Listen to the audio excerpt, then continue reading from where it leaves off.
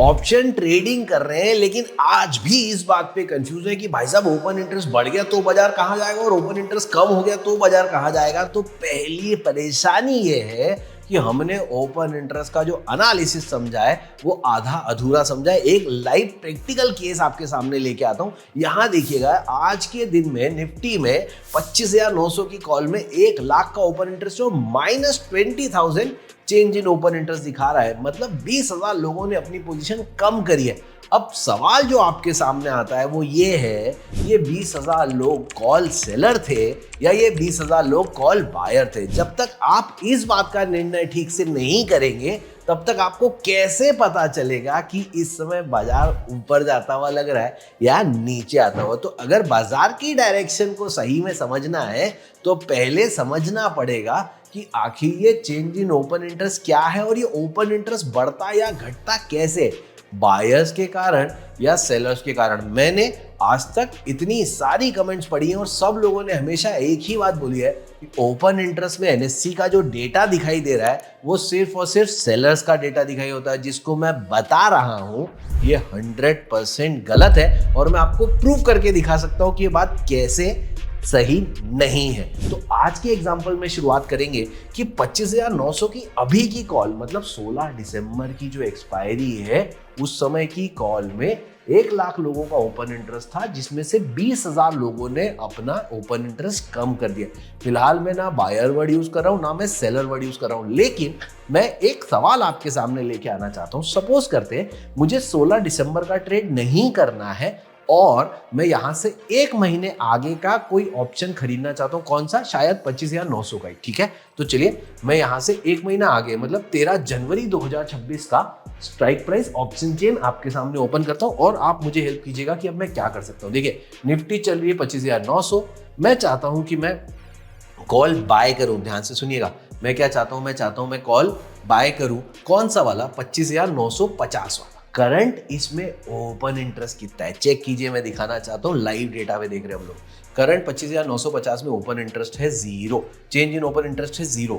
मतलब आज तक किसी ने भी 25,950 की कॉल ना ही खरीदी है ना ही ये कॉल बेची गई है। आज की तारीख में इसमें कोई भी ओपन इंटरेस्ट नहीं है। तो इस समय कोई भी बायर कोई भी सेलर नहीं है। एक फ्रेश स्टार्ट के रूप में हम इसको देखते हैं।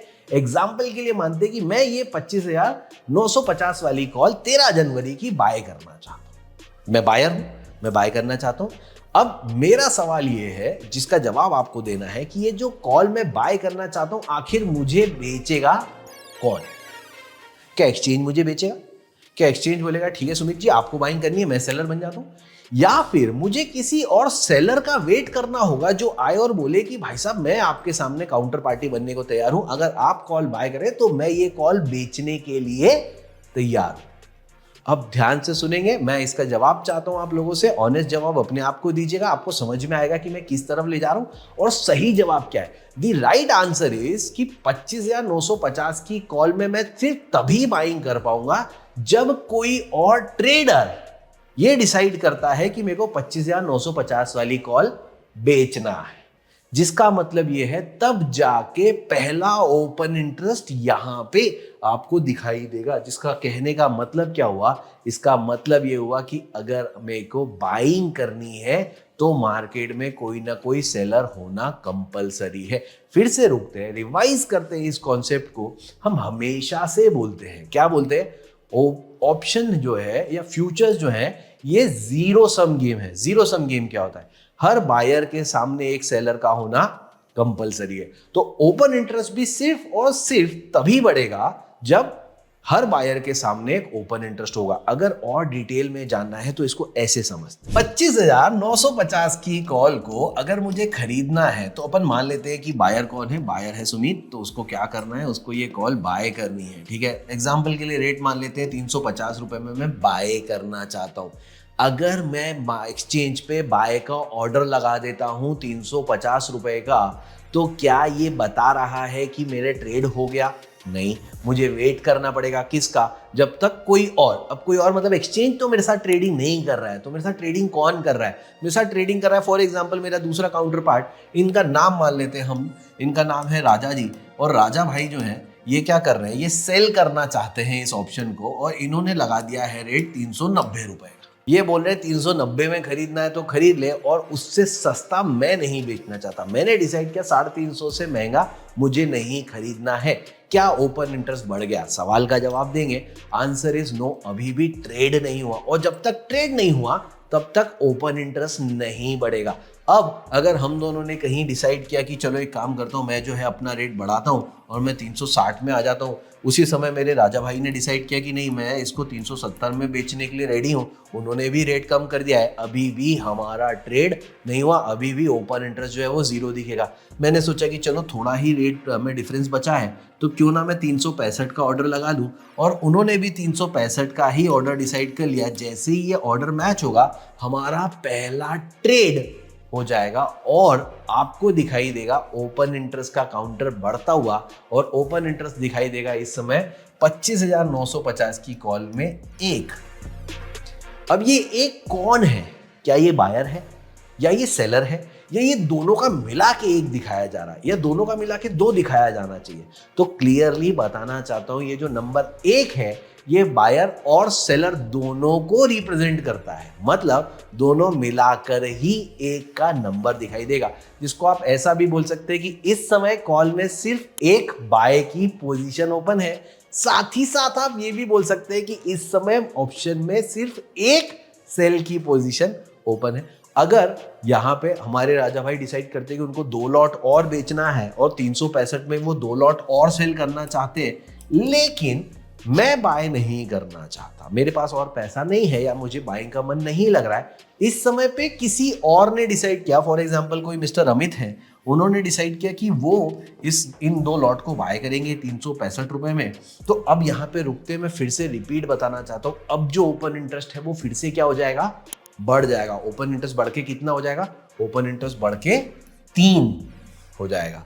यहाँ पे अपनी इस डिस्कशन को एक महत्वपूर्ण मोड़ पर लेके आया हूं, और ध्यान से समझिएगा मैं जो बताना चाहता हूं। सबसे पहली इंपॉर्टेंट बात, ओपन इंटरेस्ट बढ़ रहा है, चेंज इन ओपन इंटरेस्ट, जहां से हमारा डिस्कशन हमने शुरू किया था, ठीक है। ओपन इंटरेस्ट बढ़ने का मतलब क्या हुआ?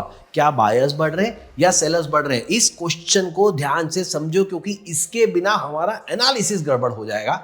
तो सही जवाब क्या है? क्या राजा भाई मतलब सेलर्स बढ़ गए, या अमित और सुमित ने मिलके ओपन इंटरेस्ट बढ़ाया? तो आंसर इज ओपन इंटरेस्ट का बढ़ना दोनों की बढ़त दिखाता है। जिसका मतलब क्या हुआ? इसका मतलब ये हुआ कि अगर 3 ओपन इंटरेस्ट दिख रहा है, चेंज इन इंटरेस्ट में, ओपन इंटरेस्ट में +3 दिख रहा है, इसका मतलब ये है कि कुछ लोगों ने 3 लॉट को बाय किया है और उसी समय पर 3 लॉट को लोगों ने बेचा है। तो बाजार में अगर बाइंग और सेलिंग बराबर ही हो गई तो फिर ओपन इंटरेस्ट का मतलब ही क्या हुआ, राइट? मतलब अगर हम यही देख रहे हैं कि 3 बायर 3 सेलर, तो ओपन इंटरेस्ट के बढ़ने या घटने से फर्क ही क्या पड़ता है? उस बात को डिटेल में समझाऊंगा, लेकिन पहले इस बात को समझो कि ओपन इंटरेस्ट बढ़ रहा है का मतलब क्या है। चेंज इन ओपन इंटरेस्ट को स्टडी करते हैं। तो चेंज इन ओपन इंटरेस्ट को अगर अभी भी आप कंफ्यूज हैं तो क्लियर भाषा में बता रहा हूं।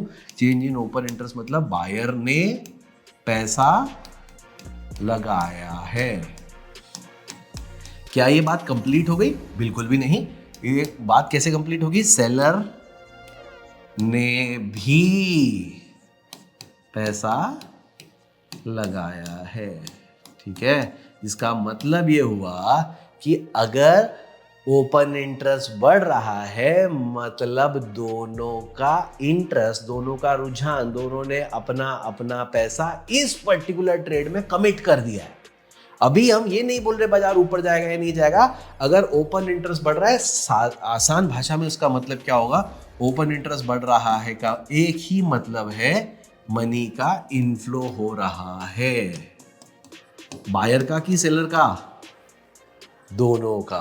और अगर ओपन इंटरेस्ट कम हो रहा है मतलब मनी का आउटफ्लो हो रहा है। किसका? बायर का कि सेलर का? दोनों का। तो हम किसको स्टडी करें? बायर को स्टडी करें या सेलर को स्टडी करें?